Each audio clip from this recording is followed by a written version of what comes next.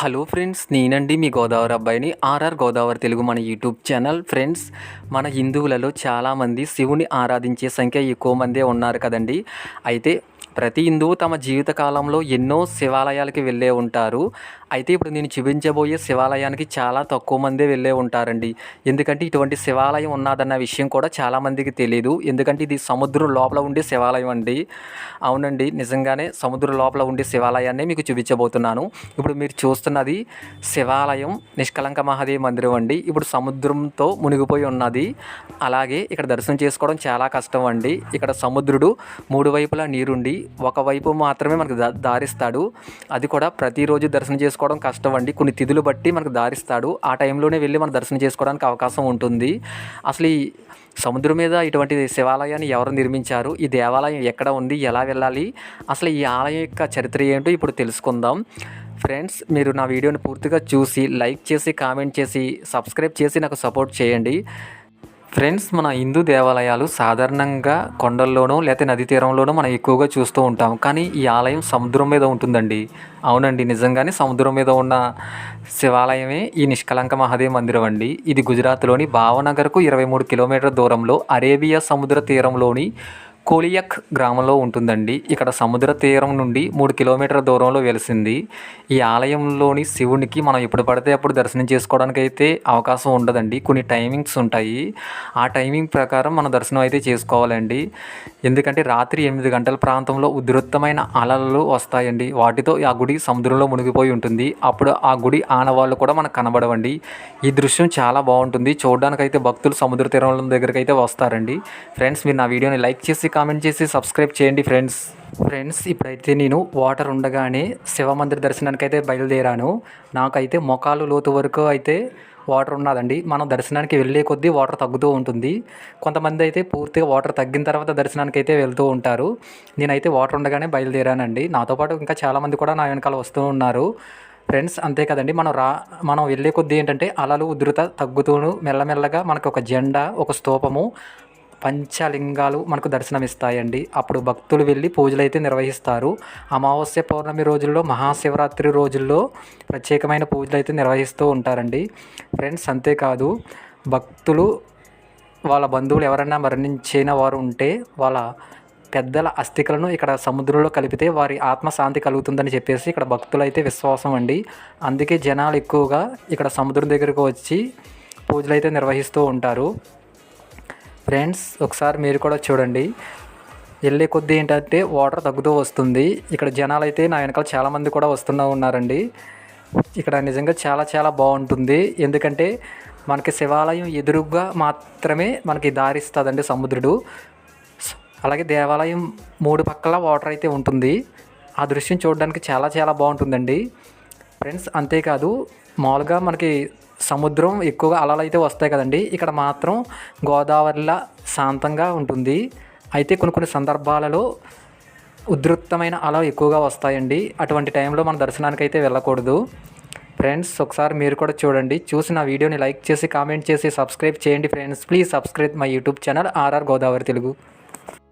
Friends, ప్రతి ఒక్కరికి వచ్చే డౌటు, అసలు సముద్రం మీద దేవాలయం ఎవరు నిర్మించారు, అసలు ఎలా కట్టారు, వాటర్ మీద అసలు దేవాలయం నిలబడుతుందా అనే కదండి ప్రతి ఒక్కరికి వచ్చే డౌట్ అయితే ఉంటుంది. ఫ్రెండ్స్, నిజంగానే ఇక్కడ సముద్రం మీద దేవాలయం ఉన్నదండి. ఫ్రెండ్స్, అంతే కదండి, ఈ స్థల పురాణం ఏం చెప్తుందో ఒకసారి చూద్దాం. ఫ్రెండ్స్, మహాభారత యుద్ధంలో పాండవులు గెలిచిన వారికి కౌరవులను చంపిన పాపం అయితే చుట్టుకుంటుందండి. దాంతో ఆ పాపం నుండి విముక్తి పొందటానికి శ్రీకృష్ణుడిని శరణు కోరగా శ్రీకృష్ణుడు ఏం చేస్తాడంటే ఒక నల్లని ఆవుకు నల్లని జెండా కట్టి అది ఎంత దూరం వెళితే అంత దూరం వెళ్ళమని, ఎప్పుడైతే ఆ ఆవు జెండా తెల్లగా 2 మారతాయో అప్పుడు ఆ పాపం నుండి మీకు విముక్తి లభిస్తుందని చెప్పేసి చెబుతాడు. ఆ మేరకు పాండవులు రోజుల తరబడి ఆ ఆవు వెంట నడుచుకుని వెళ్తారండి. చివరకు కొలియక్ గ్రామంలో సరిహద్దుల్లో అరేబియా సముద్ర తీరానికి చేరగానే ఆవు అలాగే జెండా తెల్లగా మారతాయండి. ఫ్రెండ్స్, ఆ ప్రాంతంలో పాండవులు శివనామం జపిస్తూ ఘోర తపస్సు చేయగా అప్పుడు శివుడు ఆ పాండవులు ఒక్కొక్కరికి ఎదుట ఒక్కొక్క స్వయంభూ శివలింగంగా అవతరిస్తారండి. ఆనందంతో పాండవులు ఆ ఆలయాన్ని 5 శివలింగాలకు పూజలు నిర్వహించి ఇక్కడ ఆలయం అయితే నిర్మిస్తారండి. ఈ విధంగా పాండవులకు కళంకాలు తొలగిపోయి ఈ ప్రదేశమే నిష్కలంక మహాదేవ్ మందిరంగా ప్రసిద్ధిగాంచిందండి. ఫ్రెండ్స్, మనం చాలా శివాలయాలకి వెళ్ళే ఉంటాము. వాటి టైమింగ్స్ అనేవి ఒకే విధంగా ఉంటాయి. కానీ నిష్కలంక మహాదేవ్ మందిర టైమింగ్స్ అయితే ఒకే విధంగా ఉండదండి. ఎందుకంటే అవి తిథులు బట్టి మనకు సముద్రుడు దారిస్తాడు. 3 వైపులా నీరుండి ఒకవైపు మాత్రమే దారిస్తాడండి. అవి ప్రతిరోజు టైమింగ్ ఒకే విధంగా ఉండదు, ప్రతిరోజు మారుతూ ఉంటాయి. మేమైతే నిష్కలంక మహాదేవ్ మందిర దర్శనానికి 9:30కి వెళ్ళాము. అక్కడ మేము వెళ్ళినప్పటికీ వాటర్తో మునిగిపోయి ఉన్నది. 10:30కి దారిచ్చాడు. అయితే నైట్ టైం కదా అని చెప్పేసి మేమైతే వెళ్ళలేదు. అలాగే ఆ తర్వాత రోజు నాడు ఉదయం 11:30కి సముద్రుడు దారిచ్చాడండి. మళ్ళీ కొన్ని గంటలు మనం దర్శనం చేసుకోవడానికి అవకాశం ఉంటుంది. దాని తర్వాత ఏంటంటే మొత్తం వాటర్తో మునిగిపోతుంది. అలాగే ఏంటంటే ప్రతిరోజు టైమింగ్స్ అనేవి ఒకే విధంగా ఉండవు, మారుతూ ఉంటాయి. మనం ఆ టైమింగ్స్ తెలుసుకుని అక్కడ దర్శనానికి అయితే వెళ్ళాలండి. మేమైతే ఒకరోజు నైట్ అయితే అక్కడ ఉండి ఆ తర్వాత రోజు నాడు దర్శనం చేసుకుని అయితే మేమైతే వెళ్ళామండి. నిజంగా చాలా చాలా బాగుంటుంది. మనం ఒకసారైనా ఈ మందిర దర్శనానికి అయితే తప్పనిసరిగా వెళ్ళాలండి. ఫ్రెండ్స్, మేమైతే ఇలా నడుచుకుంటూ వెళ్తున్నాము. ఇక్కడ చాలా దగ్గరగా అయితే వచ్చేసామండి. ఫ్రెండ్స్, ఇక్కడ అయితే పంచపాండవులచే నిర్మించబడిన 5 శివలింగాలు అయితే ఉన్నాయండి. వాటిని అన్నిటిని మనం తప్పకుండా దర్శనం చేసుకుందాం. నా వీడియోని పూర్తిగా చూడండి. చూసిన తర్వాత లైక్ చేసి, కామెంట్ చేసి, సబ్స్క్రైబ్ చేసి నాకు సపోర్ట్ చేయండి friends. Please subscribe my YouTube channel RR Godavari Telugu. Friends, సాధారణంగా హిందూ దేవాలయాలు కొండల్లో, పర్వత ప్రాంతాలలో, అందమైన జలపాతాల దగ్గర, అలాగే నదులకు సమీపంలో అందమైన ప్రకృతి మధ్య ఎంతో గొప్పగా కనిపిస్తాయండి. కానీ నిష్కలంక మహాదేవ్ మందిరం వీటన్నింటికి చాలా భిన్నంగా భయంకరమైన అలలు ప్రవాహం మధ్య తీరానికి సముద్రం మధ్యలో ఈ ఆలయం ఉంటుంది. నిష్కలంక అంటే పాపాలను దూరం చేసేది అని అర్థం అండి. అందుకే శివుణ్ణి నిష్కలంక మహాదేవ్గా పూజిస్తారండి. ఫ్రెండ్స్, మీరు నా వీడియోని లైక్ చేసి, కామెంట్ చేసి, సబ్స్క్రైబ్ చేయండి friends. Please subscribe my YouTube channel RR Godavari Telugu.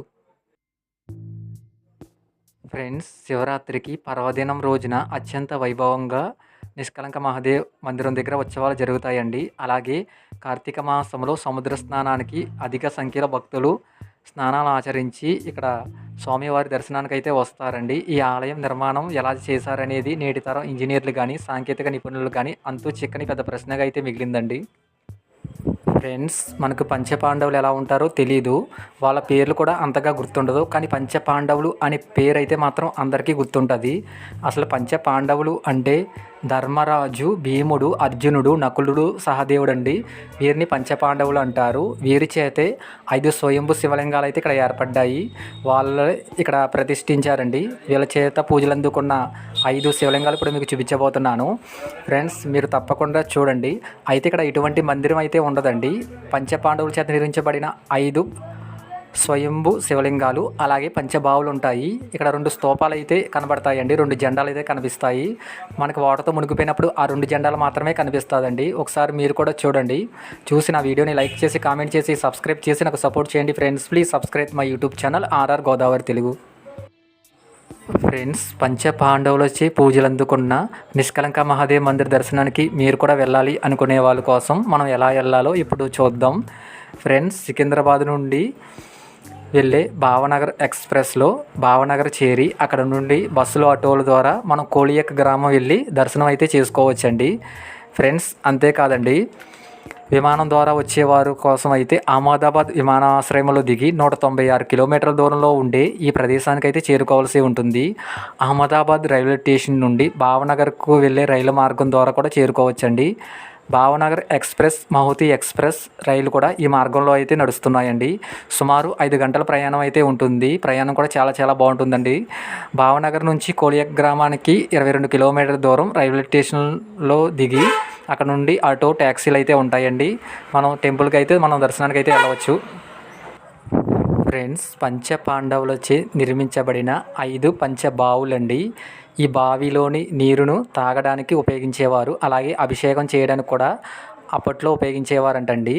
Friends, ఇప్పుడు కూడా ఈ బావిలోని నీరుతోనే అభిషేకాలు నిర్వహిస్తారు. ఇందులో నీళ్లు ఉప్పగా ఉండవండి, మామూలు వాటర్ లాగే ఉంటాయి. మనం తాగడానికి కూడా ఉపయోగించుకోవచ్చు. సముద్రంతో మునిగిపోయినా సరే ఇక్కడ వాటర్ అయితే ఉప్పగా ఉండదు, మామూలు వాటర్ లాగే ఉంటాయండి. ఇక్కడ వచ్చిన భక్తులు ఈ పంచబావులో నీరుతోనే ఇక్కడ శివలింగాలకి అభిషేకాలు నిర్వహించి, అలాగే పూలు, పాలుతో కూడా అభిషేకాలు నిర్వహిస్తారండి. ఫ్రెండ్స్. అంతేకాదు ఈ అభిషేకాలు పూజలు నిర్వహించిన తర్వాత వెంటనే ఇక్కడ దర్శనం ముగించుకుని బయటకైతే వచ్చేస్తారండి. ఎందుకంటే కొన్ని గంటల తర్వాత ఇక్కడ సముద్రుడితో మొత్తం ఈ పంచ శివలింగాలు మొత్తం మునిగిపోతాయండి. ఇక్కడ ఎటువంటి మందిరం అయితే ఉండదండి ఫ్రెండ్స్. ఈ పంచబావులు పంచ శివలింగాలు ఈ సముద్రం మీద అయితే ఉంటాయి. మనకు మునిగిపోయిన తర్వాత స్తూపం మాత్రమే కనిపిస్తుందండి ఫ్రెండ్స్. ఒకసారి మీరు చూసిన తర్వాత నా వీడియోని లైక్ చేసి కామెంట్ చేసి సబ్స్క్రైబ్ చేసి నాకు సపోర్ట్ చేయండి friends. Please subscribe my YouTube channel RR Godavari Telugu.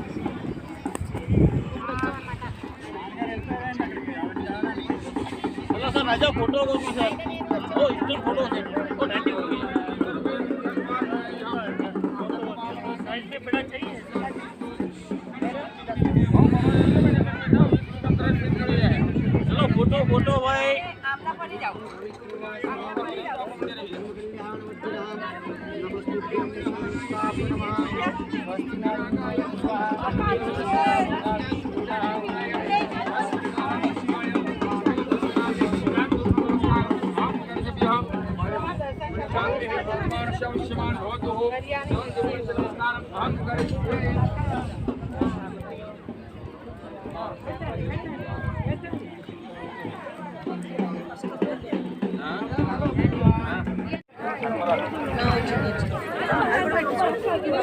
बरोबर छान लोक गेलो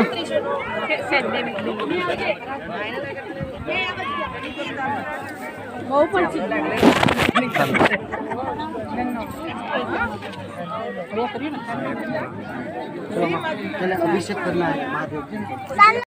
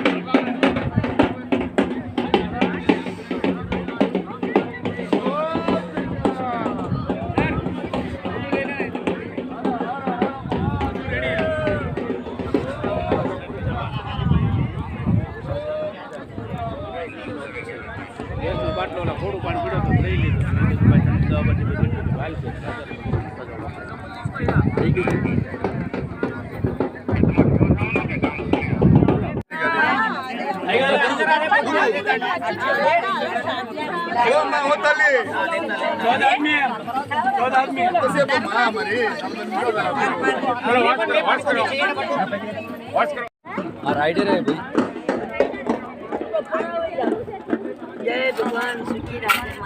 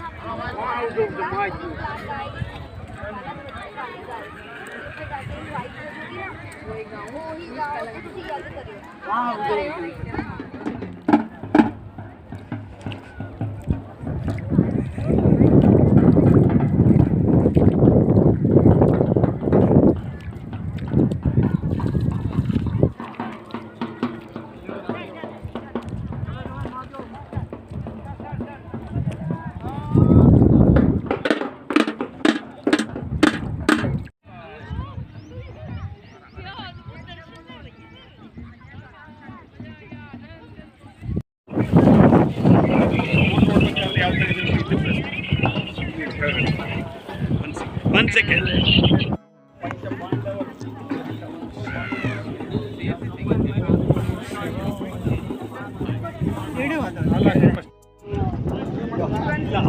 ಮಾಡಿದ್ರು ಅದರಲ್ಲಿ ತಳೋದಕ್ಕೆ ತೋರಿಸಿದ್ರು.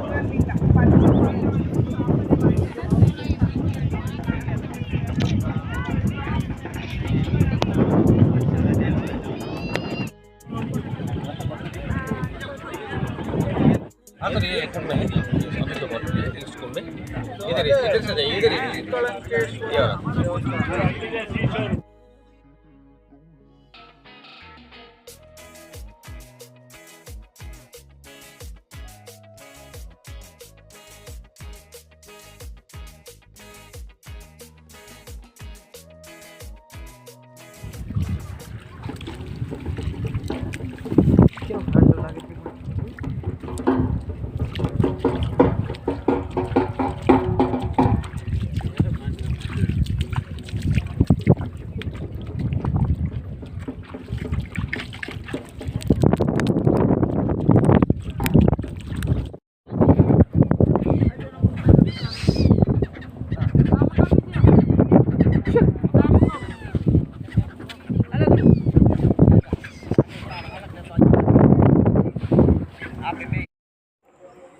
ఫ్రెండ్స్, శివరాత్రికి పర్వదినం రోజున అత్యంత వైభవంగా నిష్కలంక మహాదేవ్ మందిరం దగ్గర ఉత్సవాలు జరుగుతాయండి. అలాగే కార్తీక మాసంలో సముద్ర స్నానానికి అధిక సంఖ్యలో భక్తులు స్నానాలు ఆచరించి ఇక్కడ స్వామివారి దర్శనానికి అయితే వస్తారండి. ఈ ఆలయం నిర్మాణం ఎలా చేశారనేది నేటి తరం ఇంజనీర్లు కానీ సాంకేతిక నిపుణులు కానీ అంతు చిక్కని పెద్ద ప్రశ్నగా అయితే మిగిలిందండి.